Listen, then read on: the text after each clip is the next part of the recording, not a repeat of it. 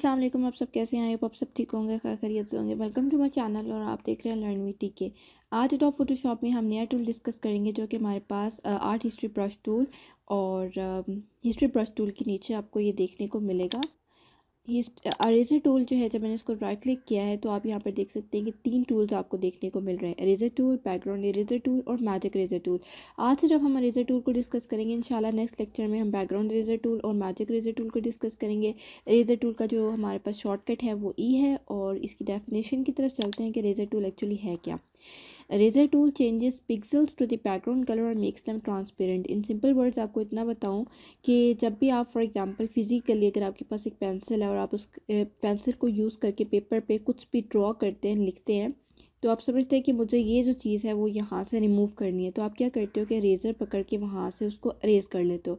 इसी तरह adobe Photoshop में आपके पास अगर आपने ब्रश टूल यूज़ करके कुछ भी ड्रॉ किया है और आपने उस समझते हो कि मुझे यहाँ से इसको अरेज करना है, तो आप रेज़र टूल की मदद से उस चीज़ को अरेज कर लेते हो। ठीक है, इमेज को भी रेस कर सकते हो और कोई भी चीज़ लाइक आपने ब्रश यूज़ करके ड्रॉ की है, पेंट किया है, उसको आप अरेज कर सकते हो। तो इरेजर टूल को यहाँ पर मैं सेलेक्ट कर लेती हूँ और इसका जो शॉर्टकट है वो हमारे पास ई है।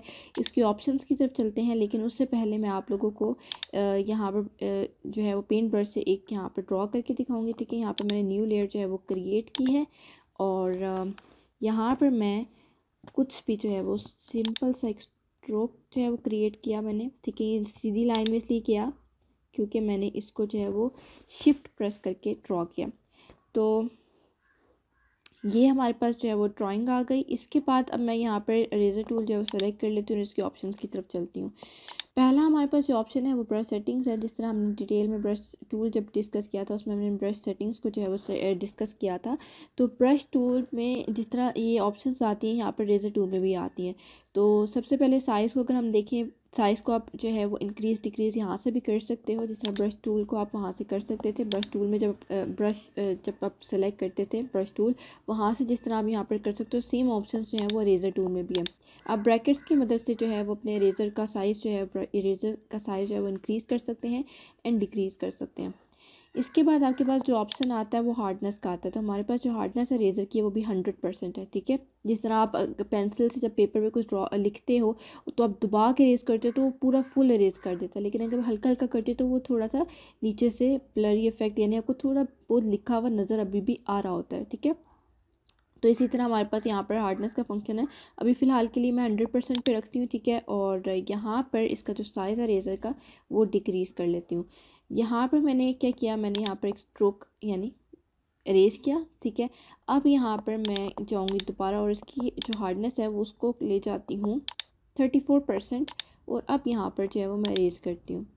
ठीक है, तो आप देख सकते हो कि यहाँ पर जो इसकी जो हार्डनेस है उससे क्या हमारे पास अफेक्ट पड़ा है, यानी उसने बैकग्राउंड एरेज किया है। ठीक है, आपको बैकग्राउंड सिंपल इजी देखने को मिल रहा है कि बैकग्राउंड एरेज हुआ, सॉरी, जो आपका जो ब्रश है जो आपने ये येलो वाला है ये एरेज हुआ और आपको बैकग्राउंड जो है वो देखने को मिल रहा है।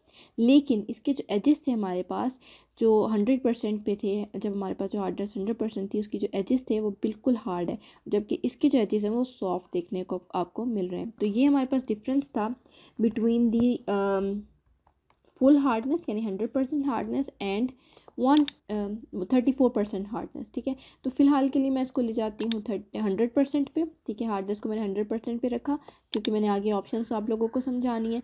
तो इसके बाद अगर हम देखें ब्रश, और ये पहला ऑप्शन है ब्रश सेटिंग्स का यानी इरेजर ब्रश सेटिंग्स है, उसके बाद आपके पास जो नेक्स्ट आता है वो भी हमारे पास ब्रश सेटिंग्स आता है, लेकिन इसकी टिप्स को आप डील कर सकते हैं यहाँ पर।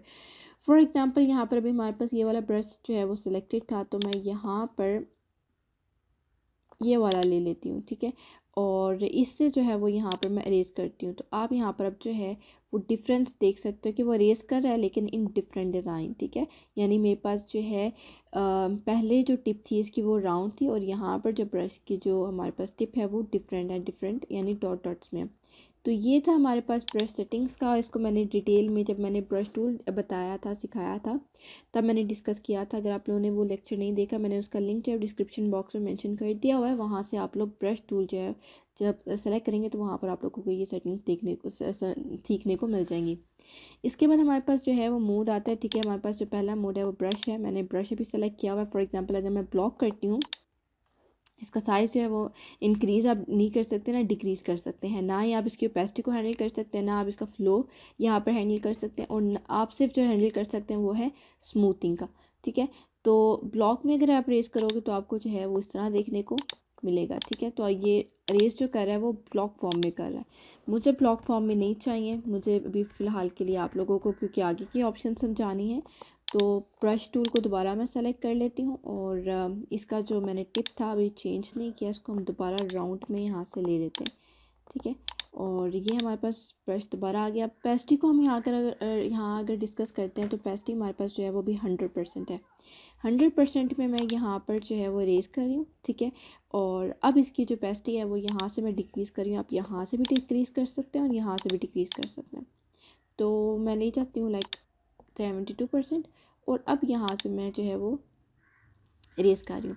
तो आपको जो है वो दोनों डिफरेंस देखने को मिल रहे हैं, जो मैंने 100% ओपेसिटी रख के इसको इरेज़ किया और 72% रख के किया। अगर 72 के ऊपर मैं दोबारा अपना ब्रश जो है वो मूव करती हूँ तो आप देख सकते हैं कि बैकग्राउंड फिर और क्लियर हो गया। इसके बाद इसको मैं दोबारा इसके ऊपर जो है मूव करूँगी तो वो आहिस्ता आहिस्ता जो 100% ओपेसिटी है उसकी तरफ लेके जा रहा है। जिस तरह आप इरेज़र जब यूज़ करते हो पेंसिल के टाइम तो बेशक सॉफ्ट करके रखते हो, लेकिन एक टाइम आता है कि वो फुल रेज़ कर देता है जब आप उसको हल्का हल्का रेज़ करते हो। लेकिन एक अगर ज़ोर लगा के यानी 100% ओपेसिटी यानी फुल स्ट्रेंथ के साथ रेज़र आप जब पेपर से रेज़ करते हो, पेंसिल का जो भी आपने लिखा होता है तो वो आपका 100% रेज़ कर देता है। तो ये हम समझ लें कि हल्का हाथ रख के रेज़ किया हमने, और ये जो है वो हमने भारी यानी फुल ज़ोर से रेज़ किया। तो ये था हमारे पास 72% में, और ये जो हमारे पास जो ये वाला इमेज है इसको मैंने किया 100% ओपेसिटी में। ठीक है, तो ये थी हमारे पास ओपेसिटी की ऑप्शन, इसको मैं ले जाती हूँ 100%। और अब हम जो डिस्कस करने जा रहे हैं वो है फ़्लो। फ़्लो के ऑप्शन की अगर हम बात करें तो ये वाला जो हमारे पास इरेज़र हमने टूल यूज़ किया था, इसमें हमने ओपेसिटी को 100% रखा था और इसमें हमने फ़्लो को भी 100% रखा था। ठीक है, अब जो मैं इरेज़ करने जा रही हूँ इसका फ़्लो मैं डिक्रीज़ कर देती हूँ लाइक 60% में, और अब इरेज़ करती हूँ। ठीक है, तो आप यहाँ पर डिफरेंस जो है वो देख सकते हैं। एजेस आपको देखने को यानी इसकी जो फ्रंट और बैक टिप है वो देखने को यहाँ फील हो रहा होगा कि क्या एक्चुअली डिफरेंस है। ठीक है, तो ये जो हमारे पास फ़्लो था वो 60% था, और ये जो फ़्लो है हमारे पास वो 100% है। अब इसके बाद हम इसको जो फ़्लो को जो है वो 100% में ले जाती हूँ, और स्मूथिंग देखें यहाँ पर हमारे पास 0% है। क्यों? क्योंकि 0% में एक्चुअली क्या करता है वो। ठीक है, मैंने यहाँ पर फॉर एग्ज़ाम्पल इरेज़ करना है इसको बैकग्राउंड को, तो जो ब्लू कलर है तो स्मूथिंग में 100% जो है वो स्मूथिंग जो है वो मैं 0% रख के पहले इरेज़ करूँगी। ठीक है, मेरे पास ओपेसिटी जो है वो 100% है, फ़्लो 100% है, स्मूथिंग जो है वो 0% है। अब इस स्मूथिंग को मैं ले जाती हूँ 100% पे और अब इरेज़ करती हूँ।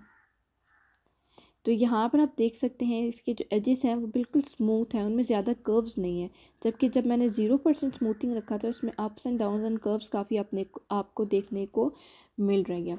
तो ये था डिफरेंस हमारे पास स्मूथिंग का, जब हम स्मूथिंग को 100% करते हैं और जब स्मूथिंग को हम 0% करते हैं। तो अब स्मूथिंग को जो है वो जो स्मूथिंग का जो ऑप्शन है उसको आप 26% रख के भी कर सकते हैं, लाइक मैंने 26% रख के किया। ठीक है, स्मूथ है लेकिन फिर भी आपको यहाँ पर कुछ ना कुछ कर्व्स देखने को मिल रहे हैं, यहाँ पर भी आपको कर्व्स जो है वो देखने को मिल रहे हैं।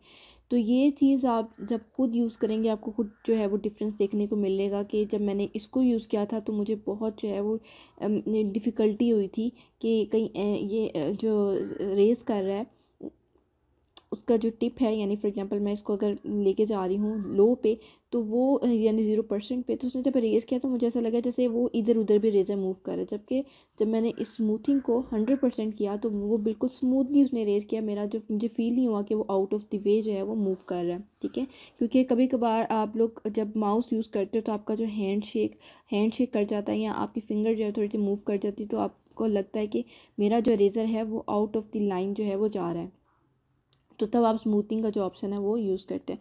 तो उसको मैं फ़िलहाल के लिए 100% कर देती हूँ। और ये था हमारे पास जो ऑप्शंस ब्रश के। लास्ट जो ऑप्शन अगर मैं यहाँ पर देखूँ तो वो हमारे पास आ जाता है सिमेट्री ऑप्शन, और इस सिमेट्री ऑप्शन को मैं आज एक्सप्लेन नहीं करूँगी क्योंकि इसको मैंने डिटेल में जो है वो डिस्कस किया था।